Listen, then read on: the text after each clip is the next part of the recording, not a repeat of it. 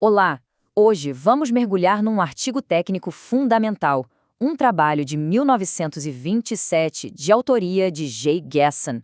Esse artigo não apenas decifrou um paradoxo industrial da sua época, mas ele literalmente redefiniu a forma como entendemos a mecânica da laminação oblíqua e revolucionou a produção de tubos sem costura. A questão central, o que realmente tirava o sono dos engenheiros, era essa. Como o processo Mannesmann conseguiu o que parecia impossível. Como ele criava uma cavidade num bloco de aço maciço, formando um tubo perfeito, sem usar nenhum tipo de broca. Parecia desafiar a lógica da mecânica dos materiais. Para a gente desvendar esse mistério juntos, vamos seguir um roteiro bem definido. Primeiro, vamos entender o problema da perfuração. Depois, analisar a teoria do estiramento, que era a explicação vigente. Em seguida, vamos ver a contradição experimental que Gasson descobriu, detalhar a nova hipótese dele sobre a ação de amassar e, por fim, entender como tudo isso mudou a indústria para sempre. Então, vamos começar. Primeiro, é preciso entender o cenário, o processo industrial em si e o debate científico que existia em torno de como ele realmente funcionava. Bom, o processo é o seguinte. Imagine dois grandes rolos, inclinados, girando no mesmo sentido. Eles agarram um tarugo de aço aquecido, fazendo ele girar e ao mesmo tempo avançar. Lá na frente, um mandril perfurador finaliza o tubo. Mas o grande enigma era como a cavidade inicial, o começo do buraco, se formava antes mesmo de mandril tocar no tarugo. Certo. Agora, vamos examinar a teoria que existia na época para explicar esse fenômeno. Uma teoria estabelecida, mas, como vamos ver, fundamentalmente falha. A teoria que dominava a proposta por Fred Cox dizia basicamente o seguinte: as forças que empurravam o tarugo para frente eram maiores no centro do que na superfície. A consequência lógica seria que o miolo do material seria puxado para frente mais rápido que a casca, causando uma separação e, assim, formando a cavidade. Parecia plausível, certo? Mas uma teoria, por mais lógica que pareça, precisa sobreviver ao teste da realidade.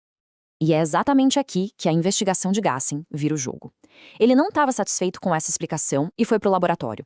Ele realizou uma série de experimentos e os resultados foram surpreendentes. Eles contradiziam diretamente o que a teoria previa. E a contradição era gritante. Segundo a teoria de Cox, se você aumentasse o ângulo dos rolos, a velocidade de avanço aumentaria e o tarugo oco deveria ficar mais longo. É o que se espera de um estiramento.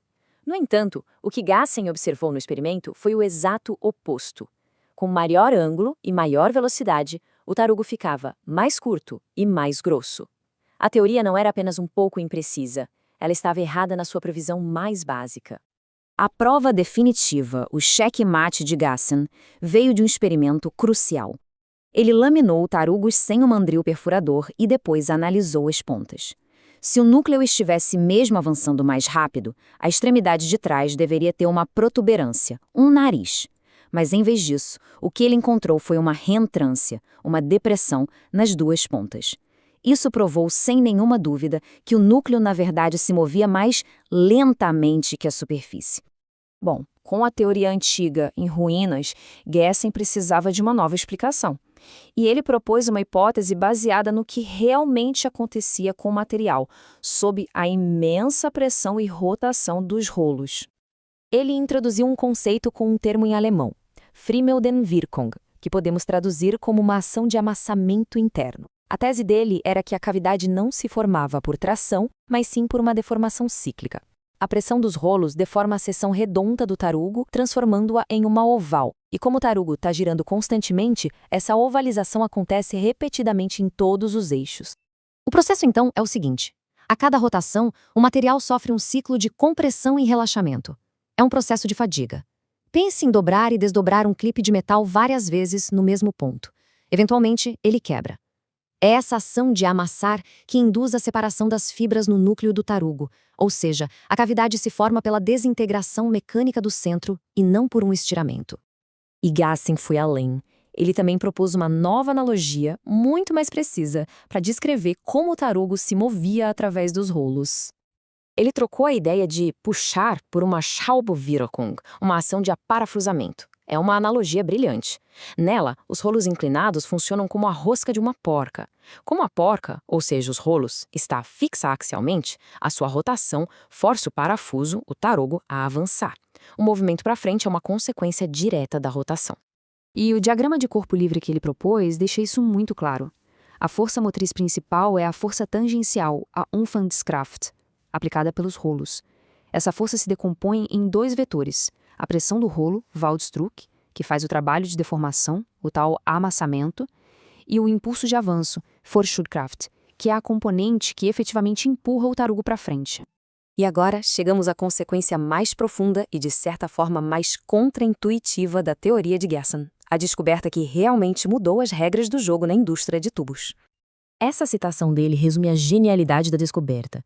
Ele percebeu que o alongamento do tubo não acontecia porque o material era puxado para frente. Pelo contrário, acontecia porque o excesso de material, ao ser comprimido contra o mandril, era forçado a escoar para trás, na direção oposta ao movimento.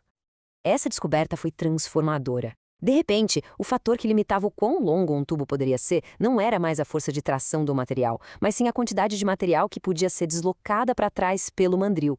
E isso abriu a possibilidade para taxas de alongamento que antes eram simplesmente consideradas impossíveis. Para quantificar o tamanho dessa revolução, Gerson nos dá um exemplo prático. Ele parte de um tarugo sólido, com um diâmetro de 265 milímetros, e o resultado? A partir desse tarugo, a sua teoria demonstrava que era possível produzir de forma direta um tubo sem costura de 20 polegadas de diâmetro. Estamos falando de um alongamento de 3,5 vezes em uma única passada de laminação. O impacto industrial disso foi imenso. Processos caros e complexos, como a laminação Pilger, que antes eram essenciais para produzir tubos de grande diâmetro, puderam ser eliminados em muitos casos. A fabricação de tubos de grande porte se tornou muito mais direta, eficiente e produtiva.